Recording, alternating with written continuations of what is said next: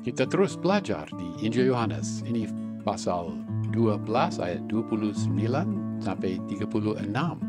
Tuhan Yesus menjelaskan lebih lanjut mengenai kematiannya. Di ayat yang sebelumnya, Allah Bapa berbicara dari surga, menjawab doa Tuhan Yesus Kristus. Pasal 12 ayat 29, orang banyak yang berdiri di situ dan mendengarkannya berkata bahwa itu bunyi guntur. Ada pula yang berkata, seorang malaikat telah berbicara dengan dia. Mereka mendengar sesuatu, tetapi mereka tidak paham, tidak tahu apa itu suara guntur atau suara malaikat. Sungguh mereka tidak memahami apa arti dari kata Allah Bapa itu. Pasal 12 ayat 30, jawab Yesus, suara itu telah terdengar bukan oleh karena aku, melainkan oleh karena kamu. Dia tidak perlu dikuatkan. Mungkin muridnya perlu kata itu. Ya, jawaban Tuhan Yesus sulit dipahami. Apakah orang banyak itu tidak paham, tetapi murid-murid, ya memang mereka paham? Mungkin suara ini dimaksudkan untuk semua, tetapi orang banyak tidak cukup peka secara rohani, maka mereka tidak paham. Ya, ini peristiwa ini di mana Allah Bapa di surga memberi kesaksian. Ini dicatat di Injil Yohanes, sehingga pada tahun-tahun yang berikut, mereka yang mengikuti Tuhan Yesus Kristus dapat ditolong dan dikuatkan. Pasal 12 ayat 31, sekarang berlangsung penghakiman atas dunia ini. Sekarang juga penguasa dunia ini akan dilemparkan keluar. Di dalam Kolose pasal 2 ayat 15, kita membaca, dengan melucuti para pemerintah dan penguasa, ia mempermalukan mereka di depan umum, menjadikan mereka tontonan dalam arak-arakan kemenangan melalui kayu salib. Pada waktu Tuhan Yesus mati di kayu salib, dari satu segi dia mengalahkan iblis. Iblis sudah dilucuti. Iblis masih merupakan musuh bagi kita. Dia masih aktif, tetapi dia dilucuti dan dihakimi. Dia tidak punya kuasa lagi. Dulu dia punya kuasa sebelum kematian dan kebangkitan Tuhan Yesus, dia punya kuasa. Tapi sekarang sesudah kematian dan kebangkitan Tuhan Yesus Kristus, iblis tidak punya kuasa. Dia masih dapat menipu, menggoda, tetapi tidak punya kuasa seperti dulu. Di dalam segala perdebatan mengenai Tuhan Yesus Kristus, dunia berpikir bahwa dunia menghakimi dia, tetapi sebenarnya dia menghakimi dunia di kayu salib. Mereka dihakimi karena sebagai terang dunia, dia memaksa mereka memihak, memilih terang apa memilih kegelapan. Mereka harus melawan dia atau memihak pada dia, dan ternyata dunia memihak pada kegelapan. Maka mereka dihakimi. Demikian juga sekarang ditentukan bahwa penguasa dunia akan dikalahkan dan dilemparkan keluar oleh karena salib. Kemenangan Allah atas iblis dijanjikan. Bentuk kemenangan, mungkin harus menunggu saat yang tepat. Segala kemenangan yang diceritakan di dalam Roma pasal 8 ayat 31 sampai 39 diteguhkan di kayu salib. Dan kayu salib menjadi nyata pada titik yang diceritakan di dalam ayat 31 ini. Kuasa iblis dihancurkan oleh kematian dan kebangkitan Tuhan Yesus Kristus. Ayat ini punya kaitan yang erat pada konteks, oleh karena di dalam pergumulan Tuhan Yesus Kristus dengan kematian yang menakutkan, dia memilih ketaatan, maka dia akan menghasilkan banyak buah. Memang ayat 25 digenapi, dan Allah Bapa akan menghormati dia. Menurut Filipi pasal 2 ayat 9 sampai 11, di situ kita membaca, itulah sebabnya Allah sangat meninggikan dia dan mengaruniakan kepadanya nama di atas segala nama, supaya dalam nama Yesus setiap lutut bertelut di langit dan di bumi dan di bawah bumi, dan semua lidah bersaksi bahwa Yesus Kristus adalah Tuhan bagi kemuliaan Allah Bapa. Pasal 12 ayat 32, dan apabila aku ditinggikan dari bumi, aku akan menarik semua orang datang kepadaku. Ya, di sini kata apabila adalah kata ean. Kata ean berarti ya jika, tidak menyatakan jika akan terjadi atau jika tidak akan terjadi. Hanya berkata jika. Ya, jika aku ditinggikan dari bumi. Dia akan menarik semua orang datang kepadaku, dia berkata. Kata semua di sini menarik perhatian kita kembali pada orang Yunani yang menjadi batu loncatan bagi seluruh bagian ini. Ini kata semua ini tidak merujuk pada setiap orang, tetapi merujuk pada segala macam orang. Tidak mempertimbangkan ras atau bangsa. Dia akan menarik semua orang kepada dia, tidak mempertimbangkan apa mereka Yahudi atau bukan Yahudi. Pertanyaan yang dikemukakan di dalam ayat 21 dijawab di dalam ayat 32 ini. Ada jawaban bagi orang-orang Yunani yang mau berbicara dengan Tuhan Yesus Kristus. Sesudah kematian dan kebangkitan Tuhan Yesus, mereka dapat mendengar Injil dan mereka dapat percaya kepadanya dan mereka dapat bersekutu dengan dia. Sama seperti keturunan Abraham, Yitzhak, dan Yakub. Ya, ayat-ayat ini menceritakan amanat agung secara khas Yohanes.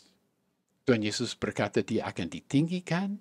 Semula mungkin ditinggikan, disanjung, disembah. Tetapi dengan kata dari bumi, kita di situlah kita sadar bahwa dia menceritakan kayu salib.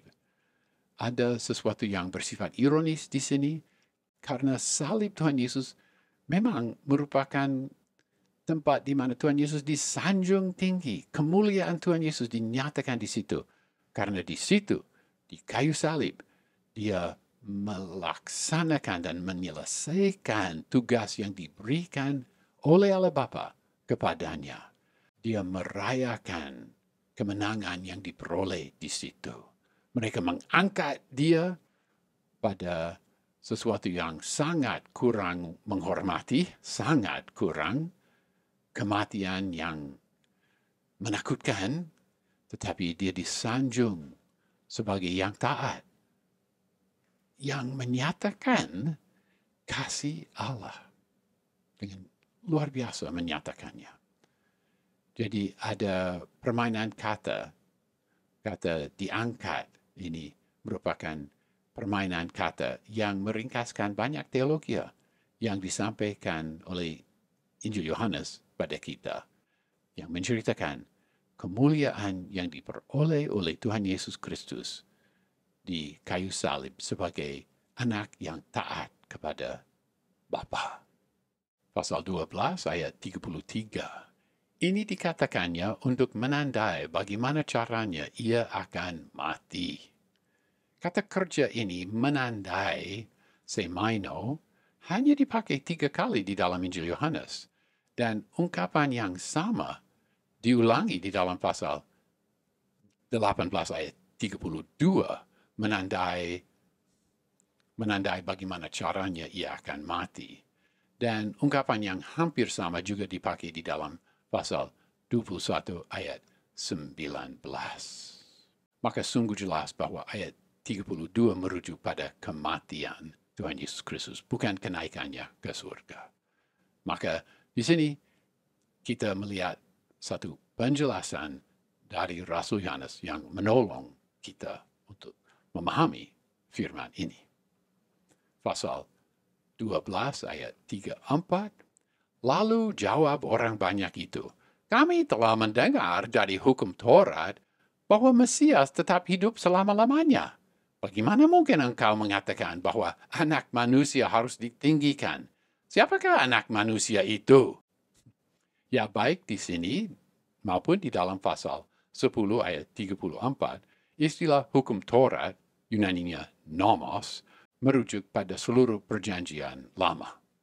Penyusunan kalimat ini menekankan kata kami dan kata engkau sehingga ada nada mereka melawan dia. Mereka mendengar dari dia bahwa dia akan diangkat dari bumi. Tetapi mereka membaca misalnya Mazmur pasal 110 ayat 4, Yesaya pasal 9 ayat 7, Daniel pasal 7 ayat 14, juga Yehezkiel pasal 37 ayat 25. Di situ, di dalam ayat-ayat itu dikatakan bahwa ia yang akan datang akan tetap untuk selama-lamanya.